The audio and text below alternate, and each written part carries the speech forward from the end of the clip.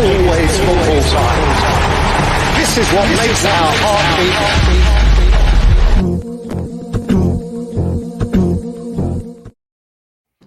Hi, and welcome back to the Football Tragics. I will be your host today. My name is Tony. We have a bit of a special video today going out on YouTube for all our subscribers, and it's going to be Morty vs Aaron, Liverpool v Chelsea combined XI. So in the blue corner, representing Team Chelsea, we have Aaron. And in the red corner, we have Morty, representing Team Liverpool. All right, boys, obviously keep it nice and clean. I'm going to drop out. I'm going to let you two argue it out. But here we go. All right. Well, Morty, it's going to be a tough one. We've got a few difference in opinions, I think. We came a little prepared. I believe you've got a few notes on your mind. So, yeah, look, as Tony put it, this is a combined XI, Liverpool versus Chelsea this weekend. So this will be interesting. I guess we'll start with the keeper then. Who do you think who's the better keeper out of the two? We've got Alisson and Mendy. Even you can agree with this one without argument. Alisson is far and away the better keeper. You don't want to throw Kepa into that one, or? No, yeah, the $70 million man. Look, I think you're right there. I think Alisson's the better keeper. Not to say Mendy's not worth a shout, but I don't think he's done it as long as Alisson has, and I think that you'd probably have to be a bit too biased to think that Mendy gets in over Kepa. So I'm glad we can agree on that one. Should we start now with the back line? I reckon we'll start with probably the hottest topic surrounding the two clubs, the right back position. So we got Trent Alexander-Arnold versus Reece James. Thoughts? It's clear. It's Trent. And then I would argue that it's clear that Reece James is the number one. What knocks does he have? He's 22. Who's that? Trent. He's done it all. He's 22. He's got yes. James has Champions League now, but he's done the Prem. He's done Champions League. He's been in two finals now. I don't think we're talking trophies here. I think we're talking who's a better footballer, and I think it's far and clear that Reece James is the better footballer between the two. Okay. So what do you think Trent is better at than Reece James? Who has the most assists from a defender? Who has the Premier League record for that? Are we tracking assists for defenders more so than defensive ability? Because you know who's better defensive. But defensively, they're just as shaky as each other. Who has more errors leading to goals? Huh? Trent. Only because the bloke starts every game. And Reece James starts every game. You could argue that that Reece James is a lot better because of the fact that he can play in a back five or a back four. We haven't yet seen Reece James. We haven't yet seen Trent play in a back four, in a five. Yeah, but you're literally just pointing out the benefits of a back five. The bloke does in a back four already. So imagine putting him into a back five, you'd have 20 assists. I just don't think there's anything that Trent does that is better than what Reece James does. Yeah, you're mentioning assists now, but that's because he's been in he's played more games than Reece James in the Prem. He plays a different style of football. His job in Liverpool is to get forward. Reece James' job isn't as much to get forward. And I think you'll see this season that he does have a bit more license to get forward. Saw it on the weekend against Arsenal. Gets forward, gets an assist to goal. Yeah, but that's like just saying that then if it wasn't Trent's job to not get forward and to defend, he'd be fine. The bloke, he doesn't. It's not like he gets caught out that often compared to the amount that, like, if you look at the Ks he does a game, how far he's getting backwards and forwards throughout that pitch. If he just sat back in his back four and just defended, he wouldn't have these errors leading to assists. He wouldn't have any of this stuff because it wouldn't be asked of him. If you asked James to play that Liverpool style, then you'd be up there with the stuff. And if you want to throw into the back five, back four, whatever. My closing argument here would be is the fact that I think Trent can only do it because he has Van Dijk covering him. I don't think last year without him. Did he though? How many goals did you guys concede last year? It wasn't that many. Who had the best defense in the league in all of Europe after Lampard got the sack last year? So we're talking about whether this one or whatever. Look, I don't think we're going to come to an agreement here. So I will give you the benefit of the doubt because Trent's probably done a little bit longer in the Prem. We'll agree on Trent Alexander-Arnold for our right back. Just. Let's move into centre backs then. I think it's no question that Van Dijk is the number one centre back between the lot. Yeah. No complaints. He's pretty much best in the world. So, who would you have to partner him centre back?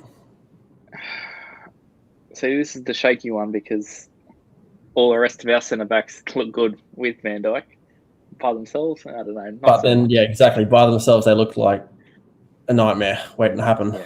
So, I think it's got to be Rüdiger purely because again, you look at when Lampard got the sack, he came in, he was basically on the way out. He came back in and since then helped hold the best defense in Europe last season.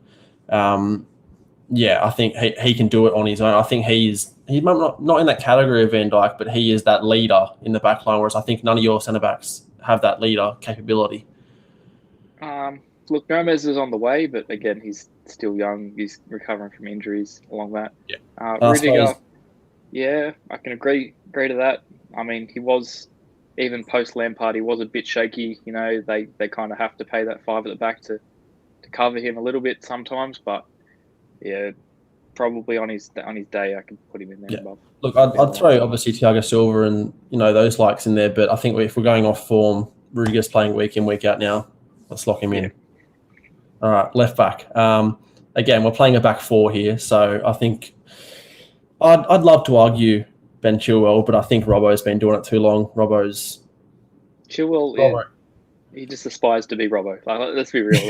The way he's changed his game and like that last year at Leicester, and then moving forward to he's trying to be what Robbo started off. So I think again, if this is a back five, Alonso every day of the week, best left wing back in the world. Not let alone the Premier League. But if we're going back four, which we are, 4-3-3, I think we'll agree on for today. The Liverpool formation, I suppose. Let's go Robbo. So we've got left back Robbo. Now into the midfield. Two holding and attacking. Who would you throw in there? Straight off the back, Kante. Straight in there. I'm glad we can agree on that.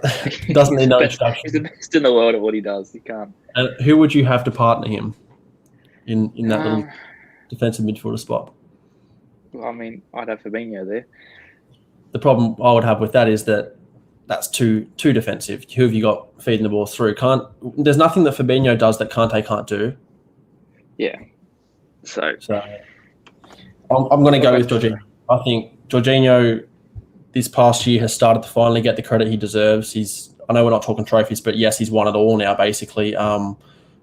And he's finally getting the heads turning his way rather than being the unsung hero playing balls out from the back. Yeah, I can agree to that. I just think that, he looks really good Champions League ball, but in the Prem sometimes he can get a bit heavy. Like, he's not the fastest bloke, he's not the thing, and like it does catch up with him sometimes during the game. That's why you got Kante there to partner him. Yeah, that's it. That's why. I think Thiago could have possibly got a mention, but he's just not done it for the past year. He's been out with injury a little bit. If you're talking buy-in form, fair enough. All right, ahead of him. So we've got Kante and Jorginho, two Chelsea players there. Ahead of him, I'm going to say Mount. Who would you... Hard to argue with that. I mean, like, we've got a few options there, but none of them really start. Like, none of our midfielders sort of hold on. We lost Wijnaldum. We don't really have that set and forget, attacking-minded player in there that we just don't. So, yeah, I think I have to agree with Mount there. Mount's just becoming better and better as a footballer. And yeah, I don't see anybody in that Liverpool midfield that can get him out of that spot. So yeah, I'm glad we can agree on that one again. All right, let's get into the strikers, the wingers. Let's start with right wing. I'm going to guess you're going to say Mohamed Salah. It's pretty obvious. Question. All right, I'm going to agree with you there completely. I think he's probably the most set position in this whole squad. So let's lock in Mohamed Salah. Left wing now. I'm going to throw it out there for you. Timo Werner. No? Yes? Comedy fest? Or does he get a mention at all? All right, no. All right, in all seriousness. his form hasn't translated well to the Prem. He hasn't caught it. Maybe on his, but no, nothing. Mane's been there. He's done it. He's done it at multiple clubs now. He's just, All right. In all seriousness, Mane, I'll agree with you there. Fair enough. I think Pulisic, maybe on form gets a mention if he's on his day, but he doesn't have his day enough. Mane's week in, week out, pretty much class. And then up top, you've got Firmino, you've got Diego Jota now, and we've now got Lukaku. Who would you have? 3 players there to choose from. See, if we're going to go off the talk of, what complements the two, then I'm putting Firmino in the middle of them two because, yes, he's a striker. Yes, he should be getting the goal tally up, but he is the glue that holds that together. He sets them up. He gives them space. He creates a play for them, but we're not putting his team out to play football. So I guess Lukaku has to be out there on form at the moment. So I think if we are putting this team out to play football, probably wins the league, wins the Champions League, wins it all. Strong squad. But Lukaku, it's got to be number 1 up top striker. $100-something million man. No question at all. Well, put in there, though, we've seen one game from him. If he falls back into that Man United level, Lukaku. But again, we're talking. Yeah, I guess. But if you look at his stats last year, just phenomenal. Yeah, one of the best, if not the best, number 9 in the world. But mate, everyone looks good in Serie A. Yeah, Tammy Abraham's just gone there. Look good. Yeah, mate. They all go down there and look good. So. We're not going to be able to agree on a manager just purely because I'm going to say Tuchel, you're going to say Klopp. It's never going to come to an agreement, and I'm not willing to compromise here. We've got Tuchel in the bottom left. We've got Klopp in the bottom right. Let's end it there. That is our starting lineup. So we've got Alisson in goals. From right to left, we've got Alexander-Arnold, Van Dijk, Rüdiger, and Robbo. Jorginho and Kante in the mid with Mount just ahead of them. Salah, Mane, and Lukaku up top. We're going to cut it there. Thanks for starting this battle off, Tony. We appreciate it. We could have gone on for hours on end about Trent, but we're going to wrap it up. And, we'll see you for our next preview. Okay, chill. Salah!